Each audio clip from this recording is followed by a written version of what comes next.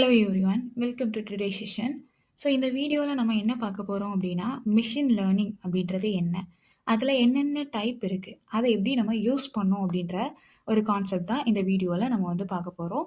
So நீங்கள் machine லேர்னிங்கில் பிகினராக இருக்கீங்க, உங்களுக்கு மிஷின் லேர்னிங் லேர்ன் பண்ணணும் அப்படின்னா இந்த சீரிஸ் வந்து கண்டினியூஸாக நீங்கள் பார்த்துக்கோங்க. ஓகே. ஸோ இதில் வந்து ஒரு பிகினர் லெவலில் இருந்து தான் நம்ம வந்து மிஷின் லேர்னிங் சொல்லிக் கொடுக்குறோம். ஓகே.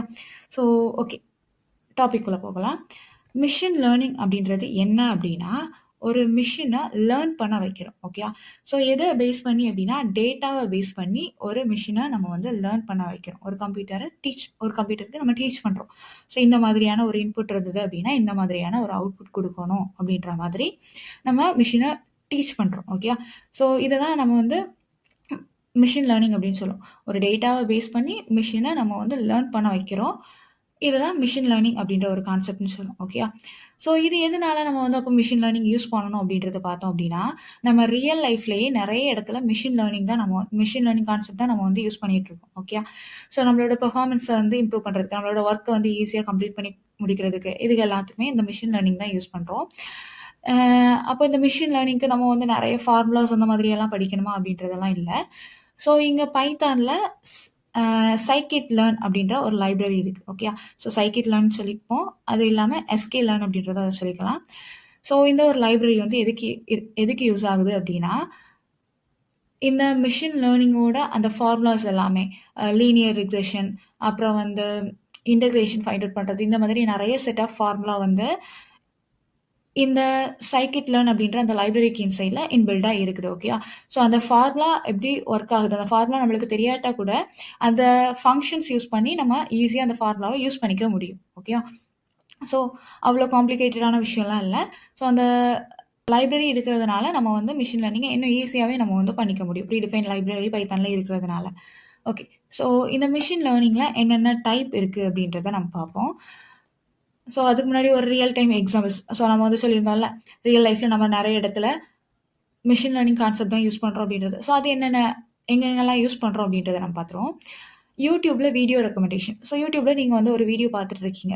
ஏதோ ஒரு வீடியோ வந்து நீங்கள் சர்ச் பண்ணி பார்க்குறீங்க. ஓகே. ஸோ எக்ஸாம்பிளுக்கு வந்து ஒரு காமெடி வீடியோ, இல்லைனா ஒரு லேர்னிங் வீடியோ, இல்லை அப்படின்னா ஒரு ஃபுட் வீடியோ, அந்த மாதிரி. ஸோ இந்த மாதிரி ஏதோ ஒரு விஷயத்த நீங்கள் சர்ச் பண்ணி பார்க்குறீங்க. ஓகே. ஸோ எக்ஸாம்பிளுக்கு நம்ம வந்து ஒரு காமெடி வீடியோன்னு வச்சுப்போம். அப்போது நீங்கள் வந்து என்ன விரும்பி பார்க்குறீங்க, எந்த வீடியோக்கு அதிகமாக டைம் ஸ்பெண்ட் பண்ணுறீங்க, எந்த வீடியோவை லைக் பண்ணுறீங்க, எந்த வீடியோ நீங்கள் வந்து அதிகமாக ஷேர் பண்ணுறீங்க. ஸோ அதை பேஸ் பண்ணி உங்களுக்கு வந்து நெக்ஸ்ட் வீடியோ ரெக்கமெண்ட் பண்ணும். ஓகே.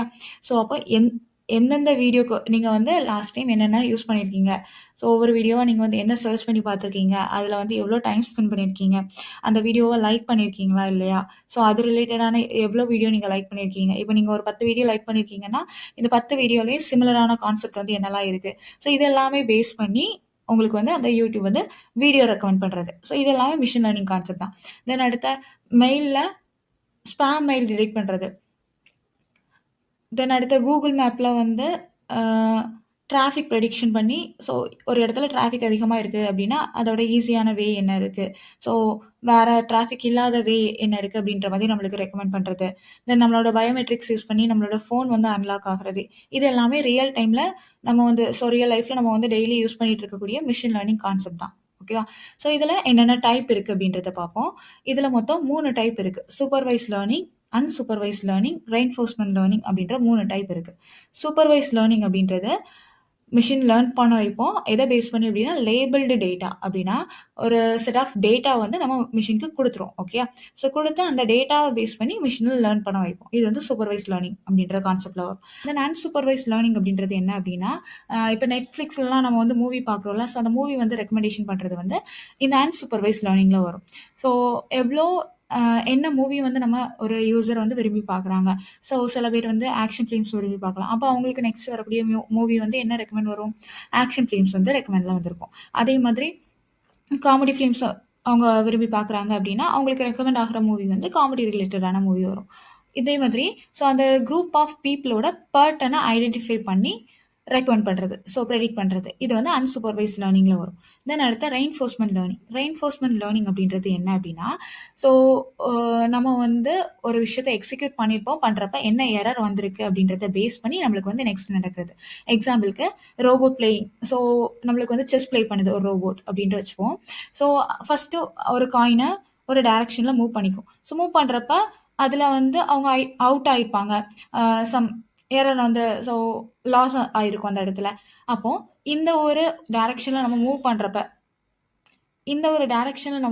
பண்றப்ப நம்மளுக்கு வந்து எரர் ரைஸ் ஆகுது அப்படின்றத ஐடென்டிஃபை பண்ணிட்டு நெக்ஸ்ட் அந்த டைரக்ஷன்ல மூவ் பண்ணாம இருக்குது.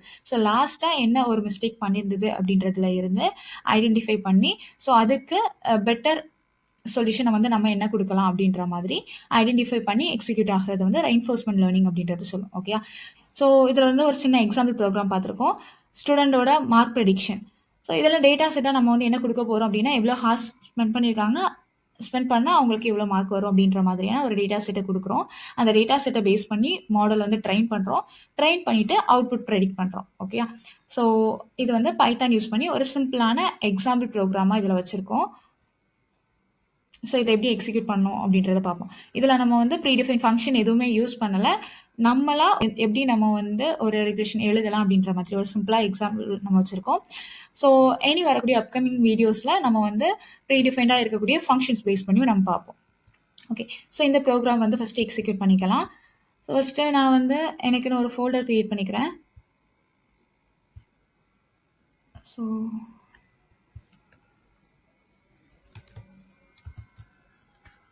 எம்எல் அப்படின்ற ஒரு நேமில் ஒரு ஃபோல்டர் க்ரியேட் பண்ணிக்கிறேன். இந்த ஃபோல்டரை விஷுவல் ஸ்டுடியோ கோடில் நான் வந்து ஓப்பன் பண்ணிக்கிறேன். ஸோ நான் டெக்ஸ்ட் எடிட்டராக யூஸ் பண்ணக்கூடியது விஷுவல் ஸ்டுடியோ கோட் யூஸ் பண்ணுறேன். உங்களுக்கு வந்து எந்த டெக்ஸ்ட் எடிட்டர் கம்ஃபர்டபுளாக இருக்குதோ அதை நீங்கள் யூஸ் பண்ணிக்கோங்க, ப்ராப்ளம் இல்லை. ஓகே, ஸோ இந்த ஒரு பர்டிகுலர் பார்த்த விஷுவல் ஸ்டுடியோ கோட்க்கு இன்சைடில் நம்ம வந்து ஓப்பன் பண்ணுறதுக்கு இந்த கோட் ஸ்பேஸ் டாட் அப்படின்ற கமெண்ட் நம்ம கொடுத்துக்கலாம். ஸோ கோட் ஸ்பேஸ் டாட் கொடுத்துட்டு என்டர் கொடுத்துட்டீங்க அப்படின்னா இந்த ஒரு பர்டிகுலர் பார்ட் வந்து விஷுவல் ஸ்டுடியோ கோடில் உங்களுக்கு வந்து ஓப்பன் ஆகிரும். ஸோ ஓப்பன் ஆனதுக்கப்புறம் நம்ம வந்து நியூவாக ஒரு ஃபைல் கிரியேட் பண்ண போகிறோம்.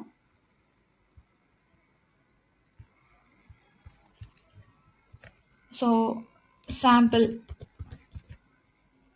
.py பைத்தான் ஃபைல்ஸ் எப்போவுமே சேவ் பண்ணுறப்ப .py அப்படின்ற எக்ஸ்டென்ஷன் யூஸ் பண்ணி தான் சேவ் பண்ணும். ஸோ இதில் வந்து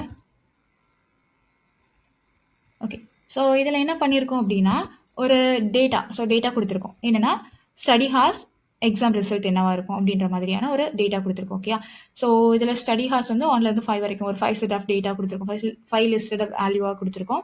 அதே மாதிரி எக்ஸாம் ரிசல்ட்டும் ஒரு 5 லிஸ்டட் டேட்டாவாக நம்ம கொடுத்துருக்கோம். ஓகே, ஸோ அப்போ 1 ஹார்ஸ் ஸ்பெண்ட் பண்ணாங்க அப்படின்னா அவங்களுக்கு வந்து ஃபெயில் அப்படின்றது வரும். 2 ஹார்ஸ் ஸ்பெண்ட் பண்ணாங்க அப்படின்னா ஃபெயில், 3 ஹார்ஸ் ஸ்பெண்ட் பண்ணாங்கன்னா பாஸ். ஸோ இந்த மாதிரி நம்ம வந்து கொடுத்துருக்கோம். ஓகே, ஸோ இதை யூஸ் பண்ணி நம்ம வந்து சிம்பிளாக பைத்தான் பேஸ் பண்ணி தான் நம்ம வந்து இந்த இடத்துல ப்ரெடிக்ட் பண்ணியிருக்கோம்.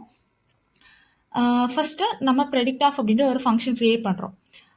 டெஃப் ப்ரெடிக்ட் ஆஃப் அப்படின்ற ஒரு ஃபங்க்ஷன். ஓகே, ஸோ இந்த ஒரு டேட்டா இருக்குது. இந்த டேட்டா செட்டை நம்ம வந்து ஃபஸ்ட்டு லேர்ன் பண்ணிக்கணும். ஓகே, ஸோ அதில் என்ன மெத்தடில் இருக்குது, 2 ஹார்ஸை விட 2 ஹார்ஸ் இல்லை 2 ஹார்ஸை விட கம்மியாக இருந்தது அப்படின்னா அவங்களுக்கு வந்து ஃபெயில் அப்படின்ற ஒரு ரிசல்ட் வரும். 2 ஹார்ஸை விட கிரேட்டராக இருந்ததுன்னா பாஸ் அப்படின்ற ஒரு ரிசல்ட் வரும். ஓகே, ஸோ இப்போ அதில் ப்ரெடிக்ட் ஆஃப் அப்படின்ற ஒரு ஃபங்க்ஷன் நம்ம கிரியேட் பண்ணியிருக்கோம். அதில் ஹார்ஸ் அப்படின்ற ஒரு பேராமீட்டர் யூஸ் பண்ணியிருக்கோம்.